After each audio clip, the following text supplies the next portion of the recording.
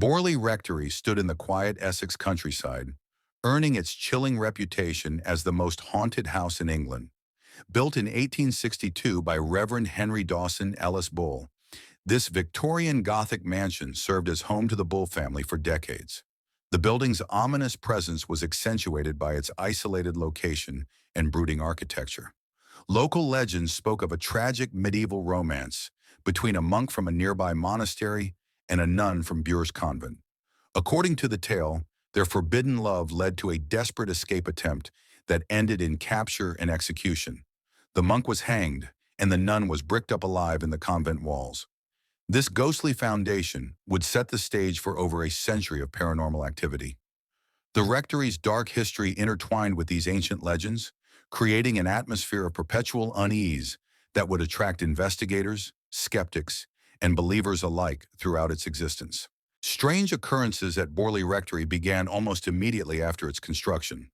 The Bull family reported numerous unexplained phenomena during their long residence. Family members and visitors frequently witnessed a ghostly nun walking the property grounds, particularly along what became known as the Nun's Walk, a pathway where she appeared most often at dusk.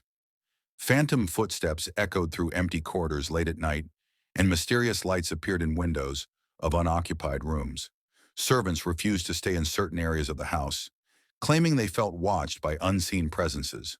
The Reverend Harry Bull, who inherited the rectory in 1892, was particularly fascinated by these occurrences and even built a summer house overlooking the Nun's Walk to better observe the spectral figure. He documented sightings meticulously, noting that the apparition appeared most frequently on July 28th. Dr. bells rang when no one was near them, and a phantom coach drawn by headless horses was reported racing across the property.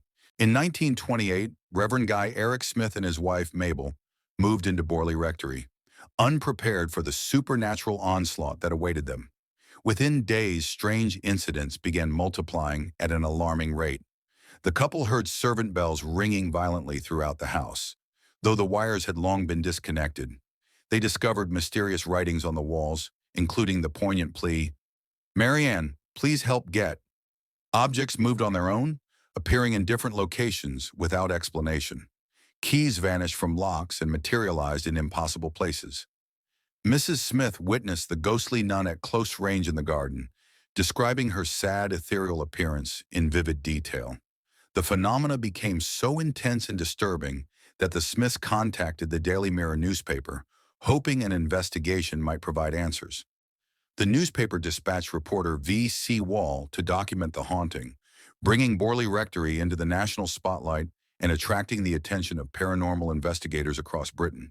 Renowned ghost hunter Harry Price arrived at Borley Rectory in June 1929, beginning what would become the most famous paranormal investigation in British history. Price, a controversial figure known for his scientific approach to the supernatural, brought equipment including cameras, thermometers, and sealing wax to document phenomena. During his initial visit, he experienced remarkable activity. Stones were thrown by invisible forces, strange sounds filled the rooms, and he personally witnessed objects moving without physical contact. Price conducted seances and experiments, meticulously recording every occurrence in his detailed notes. He interviewed witnesses, collected testimonies, and photographed alleged supernatural evidence. His presence seemed to intensify the activity, with phenomena occurring more frequently during his investigations. Price's involvement brought international attention to Borley Rectory, establishing it as a serious subject of paranormal research. His systematic methodology attracted both scientific interest and public fascination, though critics questioned his objectivity and suspected him of staging some incidents to enhance his reputation.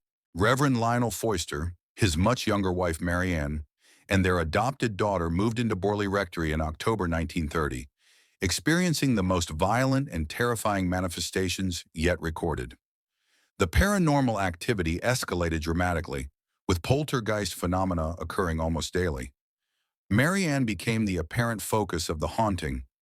Mysterious messages addressed specifically to her appeared scrawled on walls throughout the house. Heavy objects like candlesticks and bottles were hurled through the air, sometimes striking residents.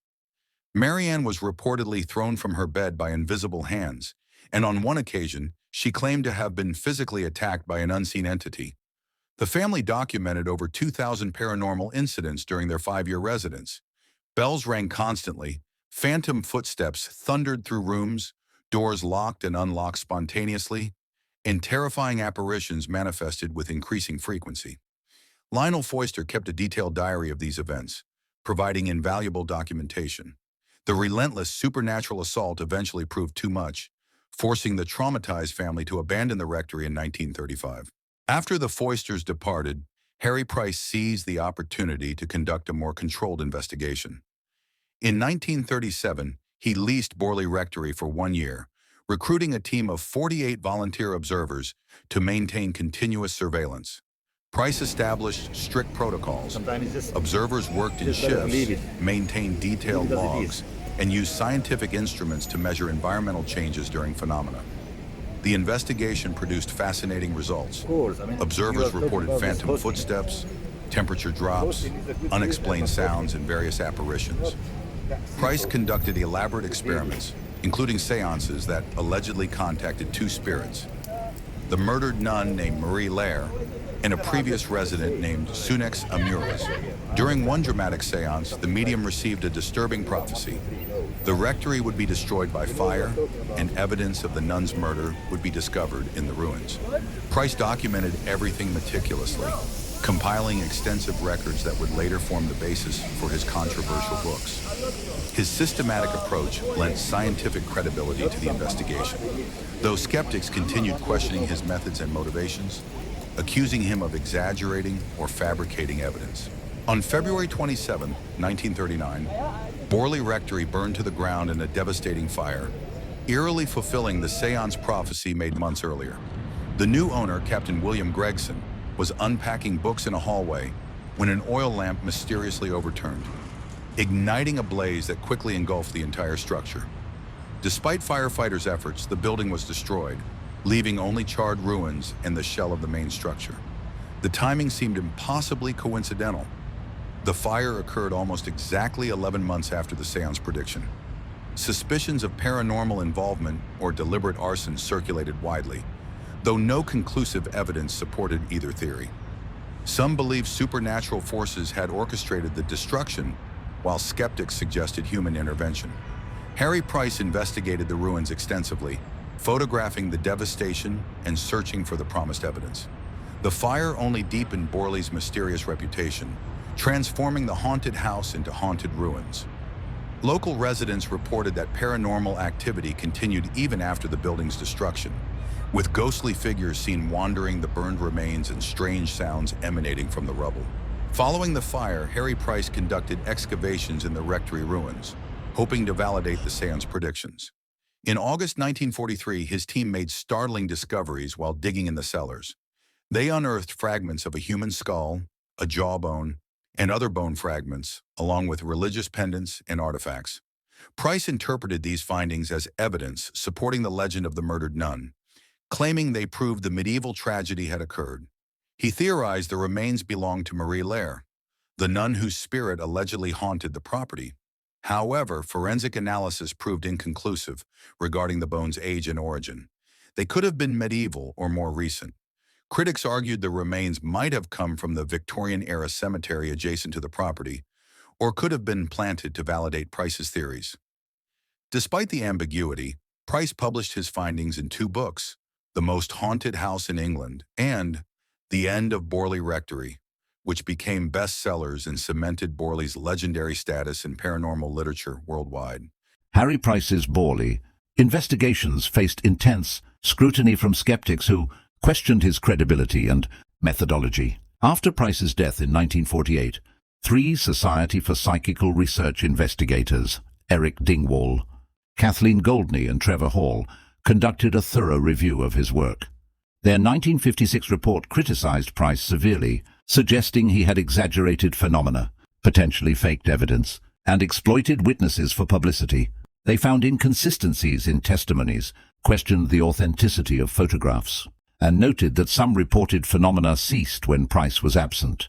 The report suggested Marianne Foister might have staged incidents herself, possibly due to psychological distress or marital problems. However, Price's defenders argued that numerous credible witnesses, including clergy members and professionals, had independently verified paranormal occurrences before Price's involvement. The debate created lasting divisions in paranormal research communities. Regardless of Price's potential embellishments, the sheer volume of reports from multiple sources over decades suggested genuine, unexplained phenomena occurred at Borley, even if some specific claims were questionable or exaggerated for publicity. Borley Rectory's legacy extends far beyond its physical destruction, profoundly influencing paranormal research and popular culture. The site remains a pilgrimage destination for ghost hunters and enthusiasts worldwide, despite only ruins and later buildings occupying the location. Borley's story has inspired countless books, documentaries, films, and paranormal investigations, establishing templates for modern ghost hunting methodology. The case raised important questions about evidence standards in paranormal research, the reliability of witness testimony, and the role of investigator bias. Whether the haunting was genuine, exaggerated, or fabricated, Borley Rectory fundamentally shaped public perceptions of hauntings and paranormal investigation. The site's fame attracted increased attention to psychical research in the mid-20th century, contributing to the field's development. Today, debates about Borley continue among researchers, skeptics, and believers. The property's mysterious history serves as a cautionary tale about distinguishing genuine phenomena from fraud, while simultaneously representing the enduring human fascination with the supernatural and the possibility that some experiences transcend conventional scientific explanation.